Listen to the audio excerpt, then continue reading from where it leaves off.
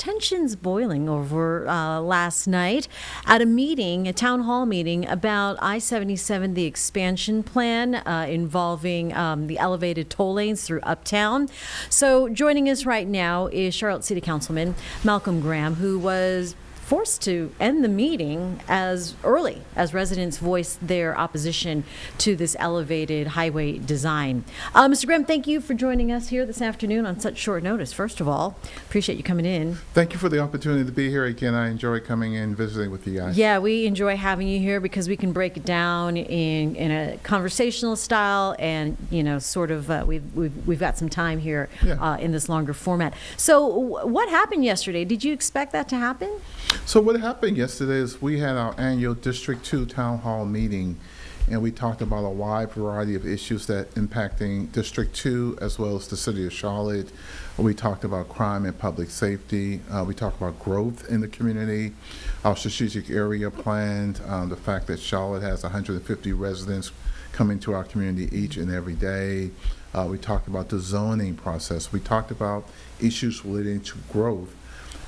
One of the issues, obviously, was the I-77 South, and we had a presentation from Tom Hatchett, who is a local historian. Mm-hmm. He presented last night and kind of put the issue in perspective in terms of the history of the 77 project going back to the 50s and 60s, the African Americans who lives and properties were impacted because of the construction of the original freeway. What a great time to have that conversation during Black History Month, to learn some history, to set up the discussion for the I-77 expansion, which was delivered by the North Carolina Department of Transportation. I guess the question is, did I expect what happened to occur? Right. First and foremost, let me state my position. Please. I think both options are terrible. I made that statement weeks and months ago, right? And so I stand with the neighborhood associations, the neighborhood presidents who have voiced concerns for weeks, right? And been trying to be an honest broker between them and the NCDOT, and that's why they were placed on the agenda to present at last night's meeting.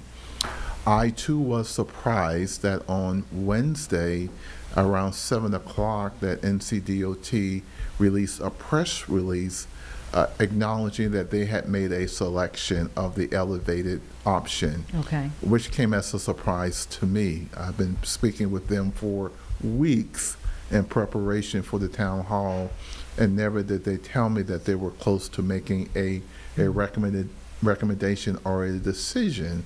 So I was surprised at that, and certainly I think a number of residents who came there was also surprised that they thought they were coming to voice their opinions and their concerns over two options. Now there's only one, and again, as I said earlier, even the option that I believe that they chose doesn't meet the moment or the concerns that has been expressed by many residents that I represent. Yeah, I mean, someone said that we shouldn't have to take this, that they felt unheard, and so part of that, though, that feeling, that sentiment from residents from the area, District 2, still feel that way regardless of NCDOT's results and their release of this news, yeah? Yeah, well, again, I can't speak for NCDOT. I'm not here to do that, right? I'm here to stand with my residents and my neighborhood leaders who have voiced concerns over both options as well.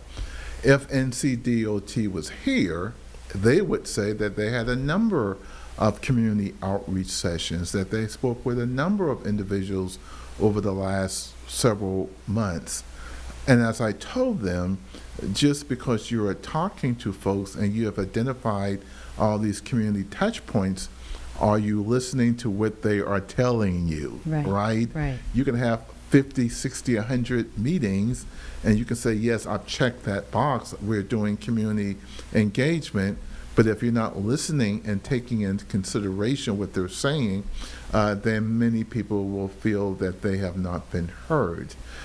They will probably say if they were here, and again, that they have heard, and that's why they chose the second option, because the second option relieves the impact on some of the neighborhoods, Lincoln Heights, McCrorey Heights. It relieves some of the impact on the graveyard that was subject to be impacted, the park that was subject to be impacted. They will probably say we did listen, and so we made those. That's why we pivoted to the second option.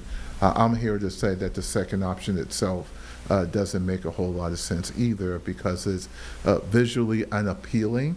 It would really create a concrete wall of steel and adjacent to our uptown community in terms of impacting the sight lines, environmental concerns in reference to noise and pollution, etc.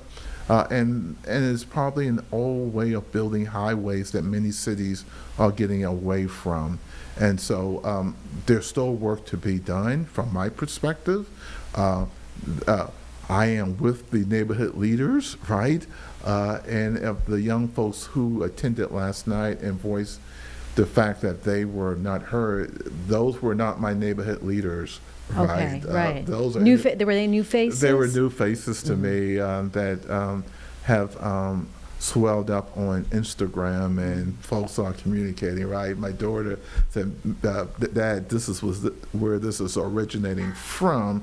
And obviously every voice matters. Sure. Every voice should be heard, but screaming and hollering, it's really not a way to change public policy. Right? Yeah, I mean, it's certainly not productive, although, of course, they have the right to voice their opinion. People are looking at how they are behaving versus what they are saying.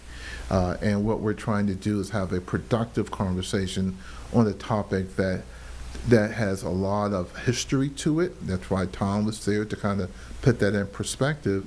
And as the council member that represents the area and care about the city as a whole, as I said earlier, I too believe that both designs doesn't meet the moment, and the fact that the designs were only introduced to the community in October of last year, and now they're making a decision in February, months later, doesn't give really the time for really engaging community input and what they are looking for, this question and answering, this back and forth. And I agree with them in that sentiment that, hey. Is it a little hasty? I think it's a little hasty. And in fact, like I said, and I told NCDOT this Wednesday, when I was at a basketball game actually, and my phone started blowing up. So hey, NCDOT had made a recommendation. They themselves didn't call me and tell me that recommendation was made. So there's some issues in reference to transparency, and collaboration means open communication, open dialogue, and I think they missed the spot on that. So what happens next then? Well, two things can be true. One, that 77 South probably needs to be widened, and secondly, that it shouldn't be done on the back of Black and brown communities, and environmental impacts like noise and pollution, and having forward-thinking design that doesn't impact the visual skylines for communities, and a wide variety of other issues should be taken into consideration. And so I think we need to begin to have more conversation with NCDOT. I think people need to raise their voices in a constructive manner so that they can be heard and not seen. And I think that we need to, I certainly will have a conversation with our council, because the council as a whole has never taken this issue up, because it really doesn't fall within our lane right now. We've approved that we want the highway widened, but then it's turned over to carpool, which is the intergovernmental relations of other governing bodies working with the state to ensure that it is built. Even Carpo themselves, when they voted to do this project, never saw any designs, right? It seems all bizarre all the way around. It's kind of complicated because so it's complicated, and that's what I want to leave everyone with. But we have to unwind it, have some honest conversation, and continue to communicate with NCDOT, because again, from my perspective, the elevated highway doesn't meet the moment as well. All right, and so what is the timeline you're looking at to the next step in meeting again and having the public show up? Well, again, the meeting last night was a District 2 Town Hall meeting, my annual meeting, right? And that was one topic of many that we discussed. Obviously, the I-77 South expansion is an issue to itself, and so I will continue to work with neighborhood leaders, continue to work with Sustain Charlotte, other individuals who have an opinion and a voice in reference to the expansion projects themselves. Again, my position is very clear. I think it stinks as well, right? And that's why I am out here trying to be a honest broker and a bridge builder, where we can have constructive conversation. Certainly, I will communicate with my members of council. Ed Driggs, the chairman of the Transportation Committee, was there last night. He is also our representative from Carpo. Councilmember Mayo was there last night. Her district will be impacted by the expansion project itself on the Nations Ford Road side. The Mayor Pro Tem, Councilmember Mitchell, was there last night. So council members are taking notice about what is happening and what people are saying, and how and when and to what extent that we can participate. But it's really Carpo is where folks need to be going to and voicing their concerns. And they have. For the last 2 meetings, they have gone to those meetings and made their voices heard. I was there at their December meeting as well, showing support for many of the residents who were there, talking directly to the board.